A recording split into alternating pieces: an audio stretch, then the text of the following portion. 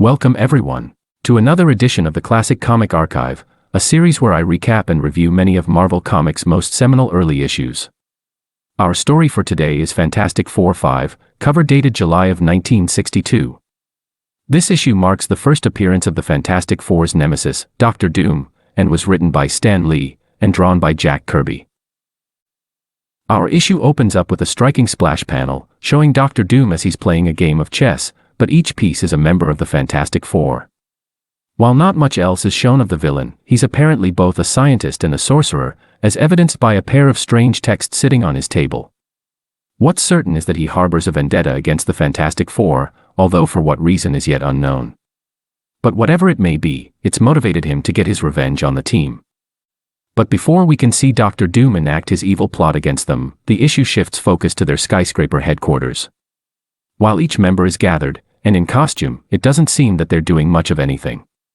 They're just hanging out, as the Thing is drinking coffee, and the Torch is reading a comic book, which interestingly enough is an issue of the Incredible Hulk. Being the childish teenager that he is, the Torch jokes that the Thing resembles the Hulk, who you might remember is a lumbering monster. The Thing doesn't appreciate being compared to a monster, and gets back at the Torch by stealing away the comic. So the Torch gets back at him by flaming on and burning his hand. Thus, as has happened in every issue of this series so far, the two bickering heroes break out into a full-on brawl. But the other members have prepared for this, and leap into action. Mr. Fantastic first tackles the Thing, and then tangles him up in a mess of his limbs, while the Invisible Girl quickly pulls out a fire extinguisher and puts out the Torch's flame. With the two at bay, Mr. Fantastic begins lecturing them on their responsibility to protect humanity, which they can't do if they're constantly fighting amongst themselves. But before he can finish his speech, it's suddenly interrupted by a power outage in their building. This shouldn't be possible though, as the team set up an emergency generator in case of an electrical failure.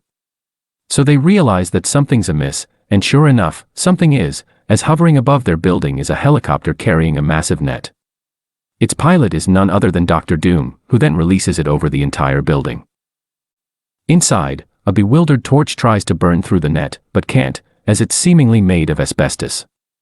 Thus the team is thoroughly trapped, giving Dr. Doom an opportunity to tauntingly announce his presence. But he isn't just some random villain, he's known the team since before they were heroes. He was once known as Victor Von Doom, and was one of Mr. Fantastic's college peers. He was lauded for being one of their school's most brilliant students, but he was arrogant, and obsessed with the occult. He foolishly decided to combine his passion for science and sorcery into a forbidden experiment, one that backfired horribly. It left him disfigured, and expelled from the school. While no one truly knows what happened to him after that, it was rumored that he'd fled to the Tibetan mountains to continue studying black magic.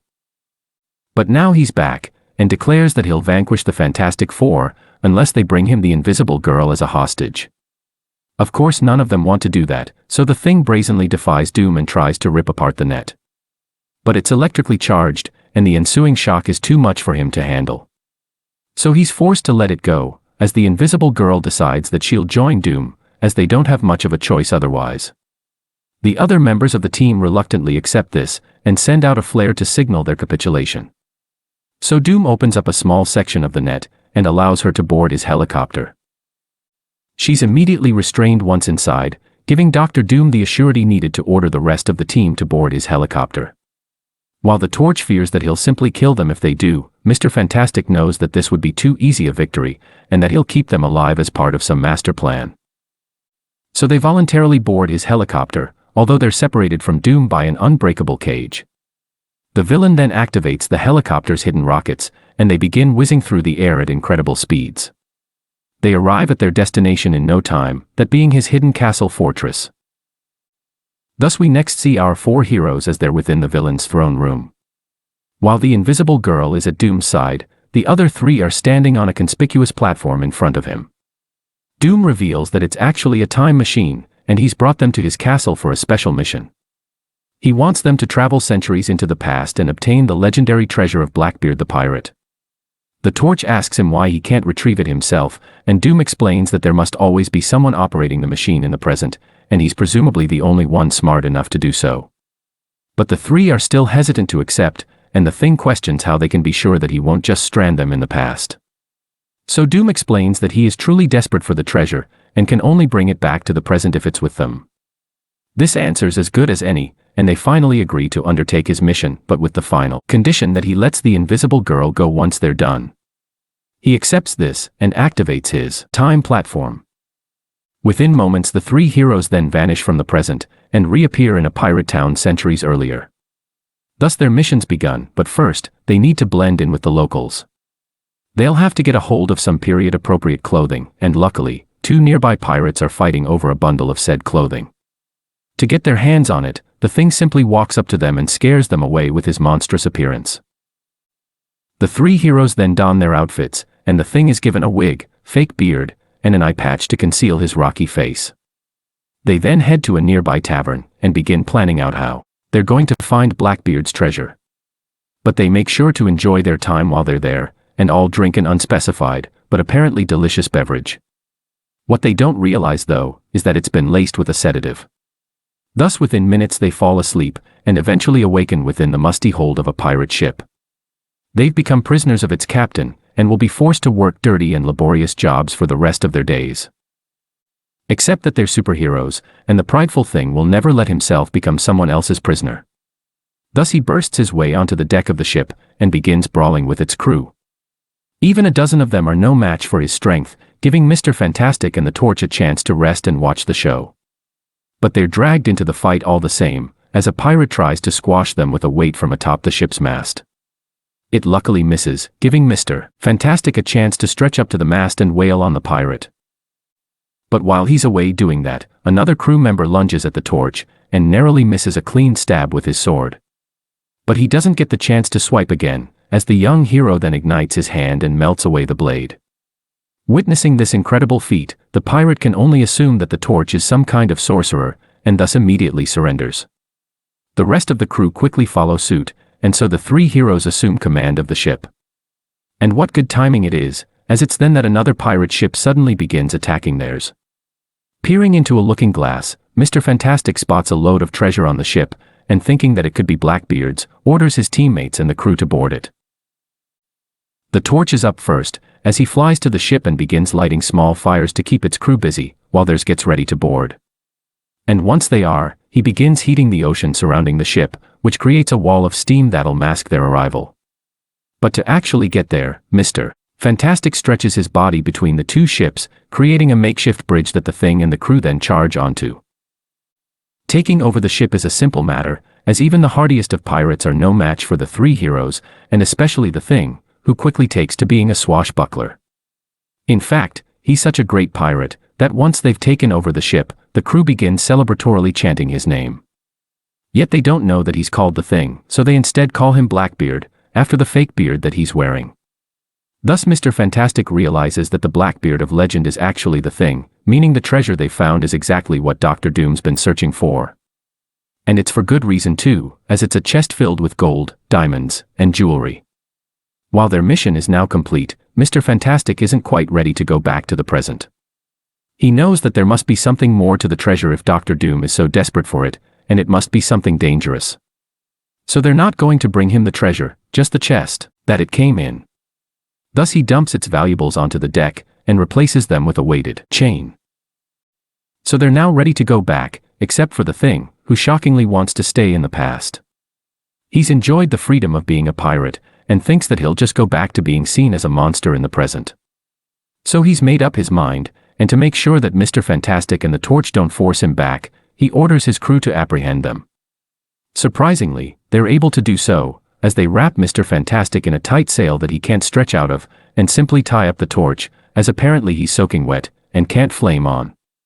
But before the Thing has a chance to toss them into a lifeboat and flee, his ship is suddenly rocked by a powerful sea tornado. While it only lingers for a few seconds, that's enough time for it to completely wreck his ship, and send everyone overboard. But it's also freed Mr. Fantastic and the Torch from their bonds, allowing them to safely swim to a nearby island. And that's where they find the Thing, who's despairingly washed ashore. He's had some sense knocked back into him, and apologizes for trying to ditch them. He'd just gotten carried away with being accepted, something he might never experience in the modern day. But speaking of the present, it's then that the Torch rediscovers their ticket back, as the treasure chest had luckily washed ashore right next to them. and he couldn't have found it at a better time, as it's then, centuries in the future, that an impatient Dr. Doom decides that the trio has had enough time to find it. So he forces them back to the present, where they emerge right where they'd left. Doom then seizes the chest from them, and reveals that the gems it once held were originally owned by the magician Merlin, who'd enchanted them in such a way that anyone who possessed them would be invincible. Doom's obviously not going to wait to seize this power, so he immediately opens the chest, and thus discovers that inside is nothing but a weighted chain. With their ploy exposed, the thing immediately lunges to crush Doom, and manages to do so quite easily. But only because the villain is actually a robotic duplicate, and the real Doom is safely hidden away. He'd foreseen their betrayal, and has thus set up a trap for them, as the room that they're in is actually a vacuum chamber. Thus it's begun sucking the oxygen out, and soon enough the three heroes will all suffocate. Relishing in his seeming victory, Dr. Doom all but forgets that the captive invisible girl is in the room with him, and has easy access to his castle's control panel. Thus while he's distracted, she begins messing with the controls, and causes a component to explode right in front of him. While this only dazes the villain, it gives the invisible girl a chance to escape him and free her teammates from the vacuum chamber. So now it's time for them to make their final escape, as Mr. Fantastic stretches out of a nearby window, and uses his strength to tear off a section of the castle's walls. He and his teammates then rush outside, but only to find that the castle's surrounded by a crocodile-filled moat.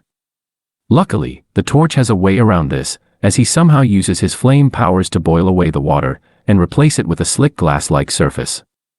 He and his teammates then cross to safety, but the young hero's eager to confront Doom himself. So he casts a wall of flame around the villain's castle, in order to smoke him out. And sure enough this ploy works, as Doom emerges from his castle with a rocket-powered jetpack. While the Torch tries his best to pursue him into the air, Doom's rockets are just too fast for him, and the hero only ends up exhausting his flame. Thus he begins plummeting to the ground, and just barely breaks his fall on a lone tree branch. The issue subsequently ends as his teammates catch up to him, and the four heroes then return home victorious. But their victory is a hollow one, as with Namor before, they've only managed to stave off a dangerous threat, and know that Doom will one day return for his revenge. That concludes Fantastic Four-5, and another episode of the Classic Comic Archive. But as always, I would like to offer a brief review of this issue. Overall, I thought that this was a great story, featuring one of the most memorable villain introductions that I've seen so far. What really worked for it was how unpredictable and exciting it was. At one moment the Fantastic Four were just chilling in their headquarters, and at another they were being transported to Doom's mysterious castle fortress. At one point they were in the distant past trying to steal Blackbeard's legendary treasure, and at another they were fighting Doom's robotic duplicate.